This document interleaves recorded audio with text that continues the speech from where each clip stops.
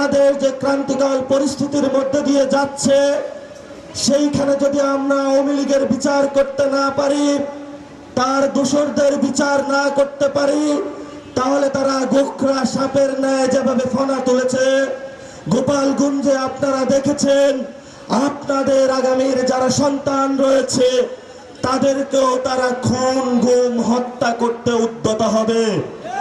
আপনার বোনদেরকে রক্ষা করার দায়িত্ব আপনার, আপনার সন্তানকে রক্ষা করার দায়িত্ব আপনার।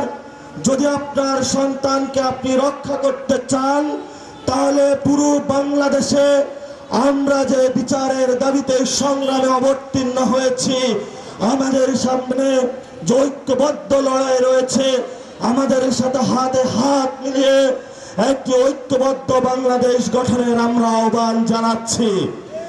আপনি বিএনপি করেন, আপনি জামাত করেন, আপনি বাম রাজনীতি করেন, আপনি এবি পার্টি করেন, আপনি গণ অধিকার করেন, আমরা কোনো বিভেদের দেওয়াল তৈরি করতে চাই না।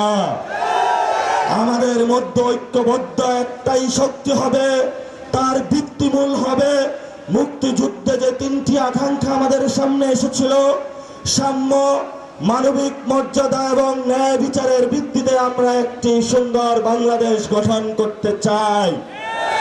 এই সুন্দর বাংলাদেশ গঠনে তরুণ যুবা যারা আপনারা বাংলাদেশের পতাকা হাতে নিয়েছেন, আপনাদের সামনে হামলা আসবে, মামলা আসবে, বিভিন্ন জায়গায় ফ্যামিলি থেকে বাধা আসবে, কিন্তু আপনারা শহীদের রক্তে আপনাদের অনুপ্রাণিত হয়ে সকল বাধা, সকল চ্যালেঞ্জ অতিক্রম করে আপনাদের সামনের দিকে চলতে হবে।